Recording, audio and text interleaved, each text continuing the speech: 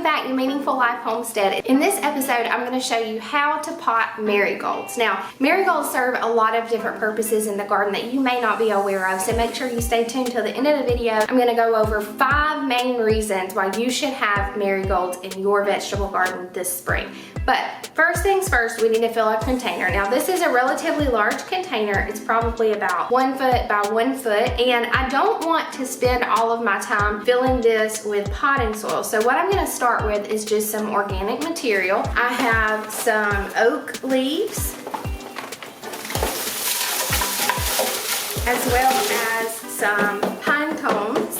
I actually want my pot to be filled probably half of the way up with organic material. The pine cones are a little bit squished. I actually stepped on them outside before I brought them in just so that they would be a little bit more compact. That's going to help as a space saver. It's also going to help with drainage. For the top half to 2/3 of this container, I'm going to fill with potting soil. Now, I do have a little bit of potting soil that I'm going to be recycling. I'm just using this more so as a space saver than anything else. I did try to kind of sift through here and get as much of the old material out that I could. So I'm just going to add that right on top of my organic filler material.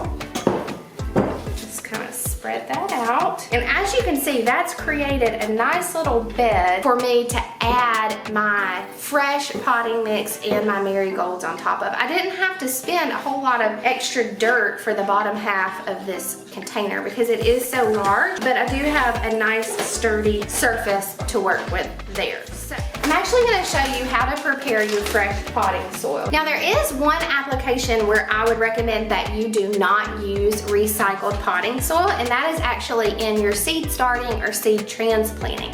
Old potting soil that was used outside that already had plants in it could possibly expose your seedlings to fungus, pests, molds, various things like that your seedlings are not strong enough to combat at their young age. So that would be an application where you would not want to use old potting soil. But for this application, I feel like it's just fine. These plants are ready to be transplanted in an outdoor setting, so I feel like they're plenty strong enough. So I'm going to show you how to mix your potting soil. You never want to plant your vegetables or your flowers in potting soil that's dry. You always want to add a little bit of water to it. Give it some moisture ahead of time. And you're just going to start out pouring some water into your container. I recommend that you just mix it by hand.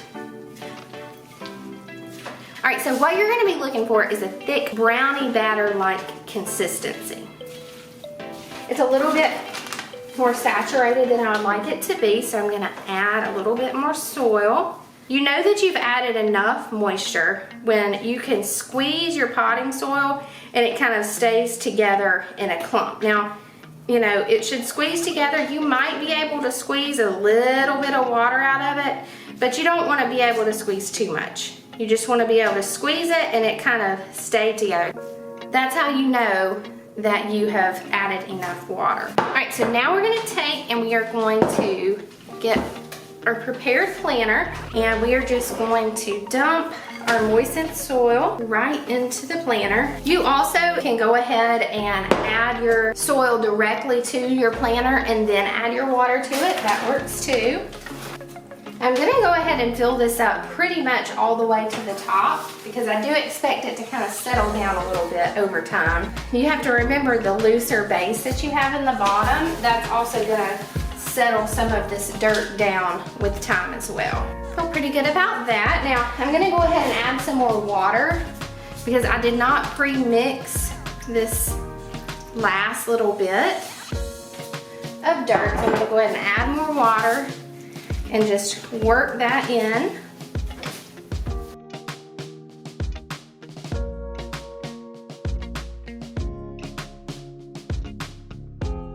Really work that water down in there. And again, you're looking for a consistency that kind of sticks together when you squeeze it. Now that I've got my soil nice and moist, I'm going to go ahead and start adding my marigolds. Now you want to take and look at the bottom of your containers.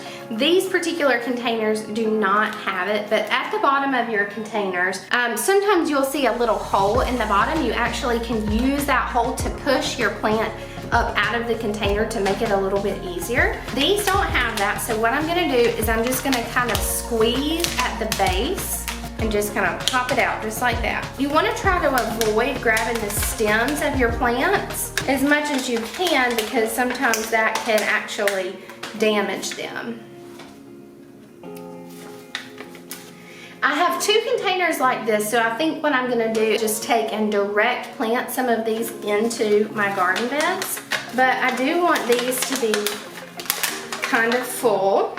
I think I'm gonna plant 8 in this container. I have 2 different varieties here. I have the Bonanza mix variety, and then I also have the Taishan mix variety. And I'm just gonna take these and kind of want to space them out. Dig a nice hole.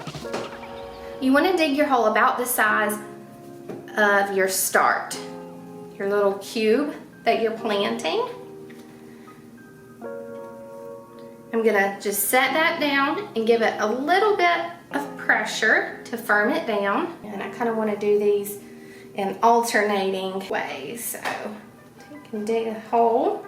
Again, I'm just gonna put it straight down, cover it up,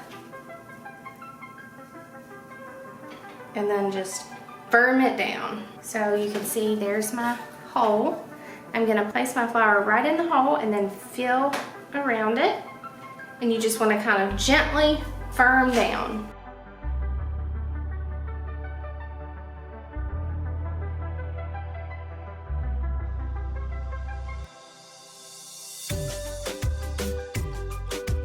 And I'm just kind of trying to evenly space these as much as I can, give them as much room as I can.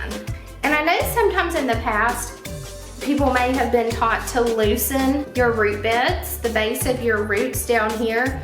You can do that if you choose to, but it's really not entirely necessary. You can also just plant it straight into your pot.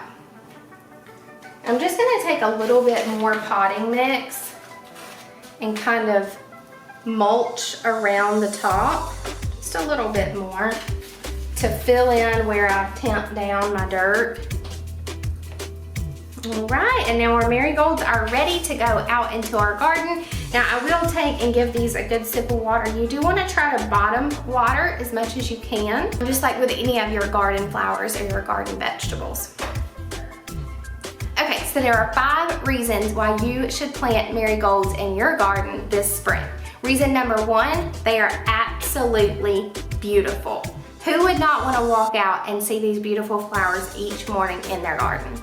Number 2, they're easy to grow. Marigolds thrive in both full sun and part shade environments, and they are known to be able to tolerate very hot temperatures that you find in the summertime. As you can tell, they're easy to plant in a pot or a raised container, and they also grow wonderfully planted straight into your garden with well-drained soil. Reason number 3, they attract pollinators. Without bees and other pollinators, we'll have no flowers and no vegetables in our garden. So not only will marigolds attract pollinators and pollinate their own flowers, those same pollinators will also migrate over to your other flowers and your other vegetables within your garden. The 4th reason you should get marigolds in your garden, they're sometimes known as a trap crop, which means that they have a really nice fragrant odor. They're beautiful, they have beautiful flowers, so they tend to lure bad pests and bugs away from other plants, such as your vegetables in your vegetable garden or your other cut flowers. Reason number 5, they are also believed to help cut down on other pests and parasites, including nematodes. And the 6th reason that you should plant marigolds in your garden, they are edible. You actually can use these in cooking. You can use the flowers to make dyes. They can be used in soaps and perfumes and other applications within your household. So enjoy your marigolds and get to planting.